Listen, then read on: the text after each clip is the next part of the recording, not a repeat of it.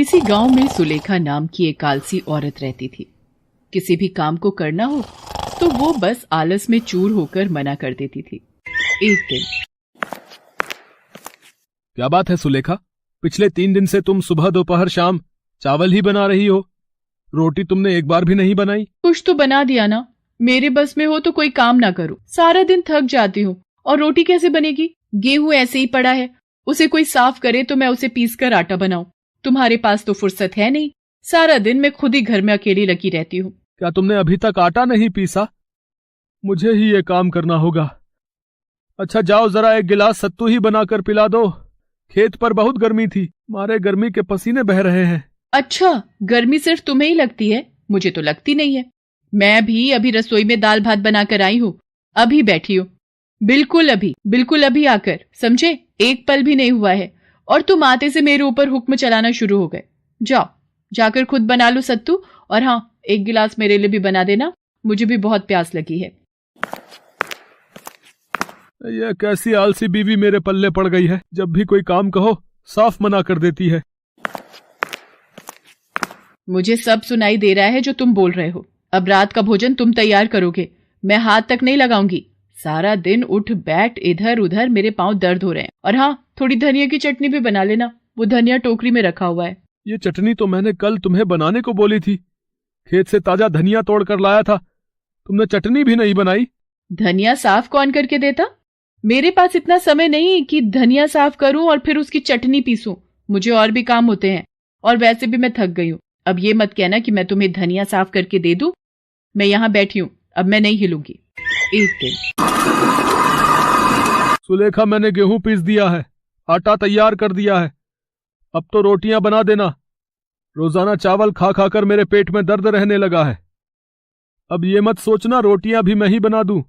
2 दिन चावल क्या खा लिए? तुम तो मेरे पीछे ही पड़ गए हो।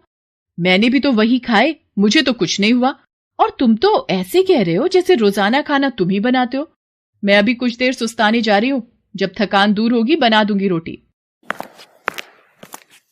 चावल जल्दी बन जाते हैं, रोटी बनाने में आलस आता है।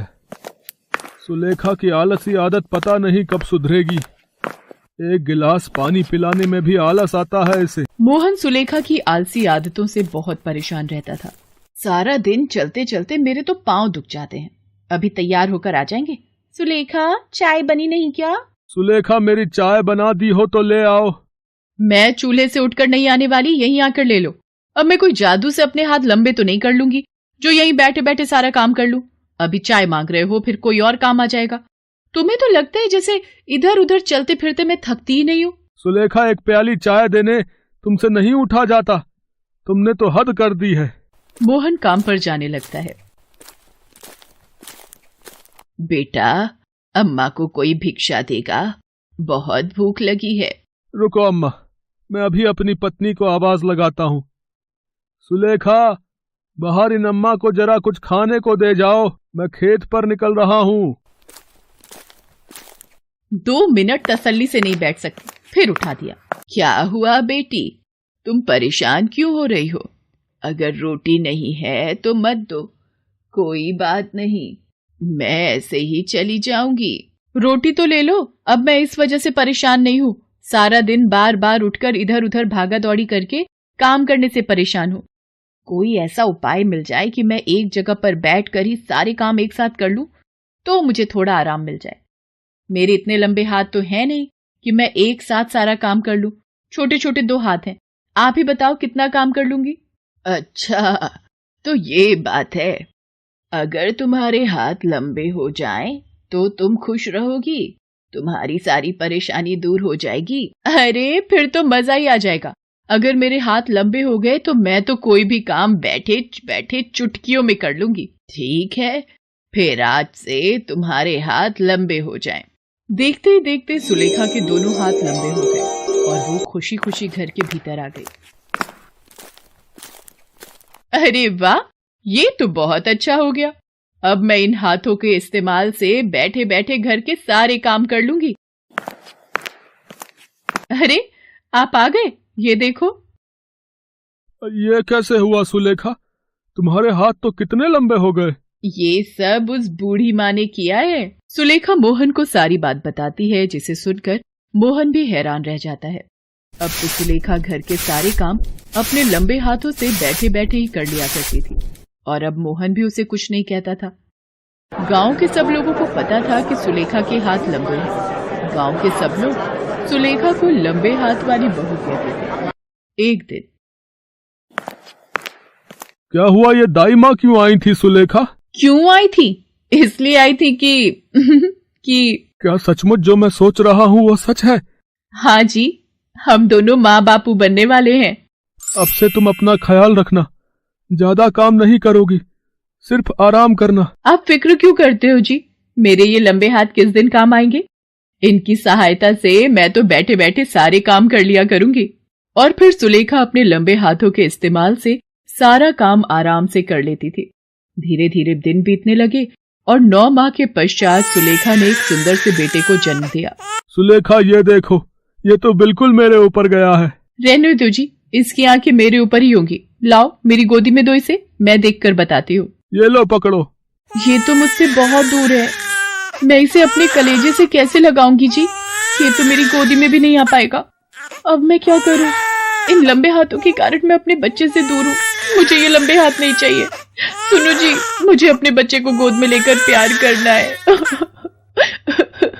सुलेखा फूट फूट कर रोने लगती है। चुप हो जाओ सुलेखा, तुमने खुद ही तो ये इच्छा मांगी थी, अब क्या हो सकता है? हे भगवान, मैं अपना फायदा देखने निकली थी, मैंने सही गलत के बारे में नहीं सोचा।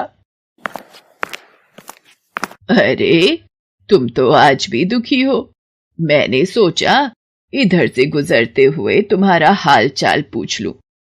लंबे हाथ मिलने की वजह से अब तुम्हारी सारी परेशानियां दूर हो गई होंगी, पर तुम रो क्यों रही हो? अम्मा जी, मुझे ये लंबे हाथ नहीं चाहिए। मेरे बच्चे को मैं अपनी गोद में नहीं खिला सकती, अपने कलेजे से नहीं लगा सकती। मैं इन लंबे हाथों का क्या करूंगी? आप कृपा करके मेरे हाथ पहले जैसे कर दो, ताकि मैं अपने बच्चे को माँ की गोद दे सकूं। ईश्वर ने हमें जो दिया है, जितना दिया है, हमें उसी में खुशियां ढूंढनी चाहिए। तुमने बिना सोचे समझे लंबे हाथ मांग लिए और अपना फायदा देखा, पर नुकसान नहीं सोचा। हमें किसी भी बात के फायदे और नुकसान दोनों पहलू सोचने चाहिए। अब रोना बंद करो, देखो तुम्हारे हाथ पहले की भांति हो गए हैं। शुक्रिया अम्मा, अब मैं अपने बच्चे को गोद में खिला सकती हूँ। सुनो जी, मेरे हाथ ठीक हो गए, मेरे बच्चे को मेरी गोद में दो। सुलेखा के हाथ पहले जैसे हो गए और बूढ़ी अम्मा वहां से गायब हो गई। सुलेखा को अपनी गलती का एहसास हो गया था। उसे समझ आ गया था कि हर बात के 2 पहलू होते हैं।